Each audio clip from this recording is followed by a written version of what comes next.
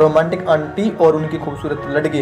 Hello दोस्तों, मैं आपका छोटा भाई मिस्टर रिजवान आपके लिए रोमांटिक आंटी और उनकी खूबसूरत लड़की की रोमांटिक कहानी लेकर आ गया हूँ, जिसको मैं पढ़कर सुनाने वाला हूँ। थोड़ा काम से फ्री होकर बिना स्किप करे देखें और चैनल पर नए हो तो सब्सक्राइब करें, शेयर करें और कमेंट में जवाब दें। मैं दिखने में थोड़ा अच्छा हूँ और अपने शरीर पर हमेशा ध्यान देते रहता हूँ। मेरे घर के पास ही एक परिवार रहता है, उसमें एक महिला और उनकी बेटी ही रहती थी। महिला का बहुत साल पहले ही पति का देहांत हो चुका था। वह महिला दिखने में किसी हीरोइन से कम नहीं है। Hot aunty romance love story. हम सभी लड़के उन्हें सेक्सी आंटी के नाम से ही जानते हैं। उनका ड्रेसिंग सेंस बहुत ही अच्छा है, हर तरह के कपड़े पहनती है, लेकिन जब भी साड़ी पहनती है किसी भी परी से कम नहीं लगती। अब मेरे साथ क्या हुआ वह सुनिए, मेरी रोमांटिक स्टोरी इन हिंदी। मैंने अपने आगे के शिक्षण के दिल्ली के कॉलेज में एडमिशन लिया था, तो मैं दिल्ली चला गया था। वहाँ लगभग 6 महीने हो गए थे। तभी मुझे पता चला कि उन आंटी की बेटी भी दिल्ली में ही पढ़ रही है। पहचान होने के कारण बहुत बार मिल लेते थे। वह दिल्ली में अकेली ही रहती थी। एक दिन उनकी बेटी निक्की ने मुझसे पूछा कि क्या हम दोनों साथ में रह सकते हैं। मैं भी अकेला ही रहता था। यह तो मेरे लिए एक चमत्कार ही था।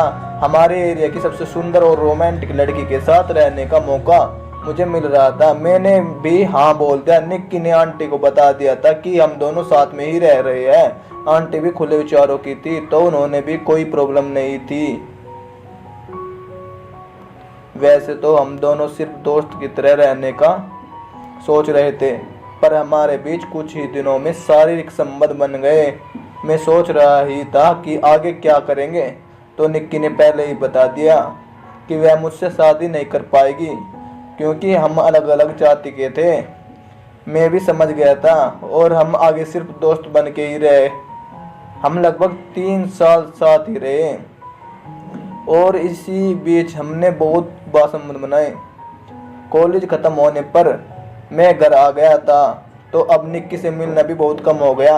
जब भी निक्की घर आती थी तभी थोड़ी बोलचाल हो जाती थी।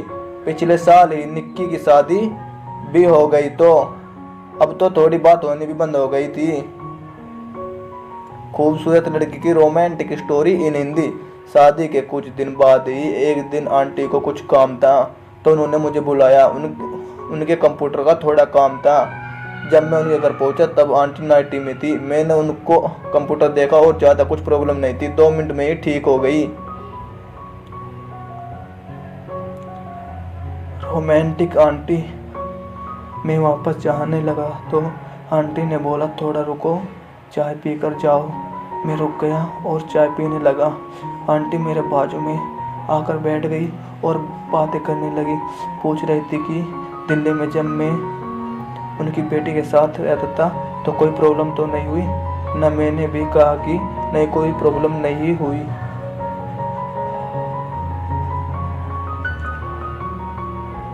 बदलाव कुछ बोल रहे हैं कि यह झूठी कहानी है, पर यह सच में हुआ है। ऐसी बहुत सी बातें होते रहती जिससे सुनने के बाद हमें लगता है कि यह सब झूठ होगा, पर जब यह हमारे साथ होता है तभी उस पर हम यकीन करते हैं।